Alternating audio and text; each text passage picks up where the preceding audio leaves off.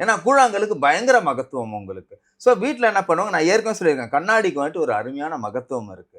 அந்த கண்ணாடி பவுல்ல வந்துட்டு இந்த கூழாங்கல்ல வந்துட்டு ஃபுல்லா போட்டு வைங்க. கூழாங்கல் வந்துட்டு ரொம்ப எல்லா இடத்துலயுமே கிடைக்கும்.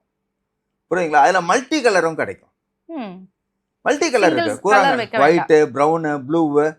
ஸோ எல்லா கலரும் கிடைக்கும் கூழாங்கல்ல. மார்பிள்ஸ்.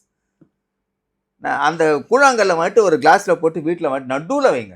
நடுவுலனா ஒரு டிவி மேலயோ, இல்ல நம்ம இது வார்ட்ரோப் வச்சிருப்போம் பாருங்க. இல்ல ஷோகேஸ் வச்சிருப்போம்.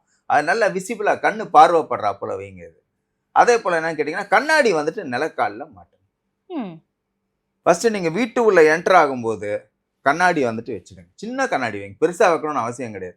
ஏன்னா பெருசா வச்சீங்கன்னா, அது கொஞ்சம் வேற மாரி இருக்கும் உங்களுக்கு பார்க்கறதுக்கு. சின்னதா ஒரு ஒரு அடியில வந்துட்டு ஒரு கண்ணாடி வந்து மாட்டுங்க. கண்ணாடி வந்துட்டு நீங்க வீட்டுள்ள நுழையும்போது உங்களோட மனச வந்துட்டு மாத்திடும். அதே போல ஏன்டா வீட்டுக்கு வரோன்ற இருக்க அந்த ஒரு நிம்மதியில்லாத சூழ்நிலை இருக்கும்.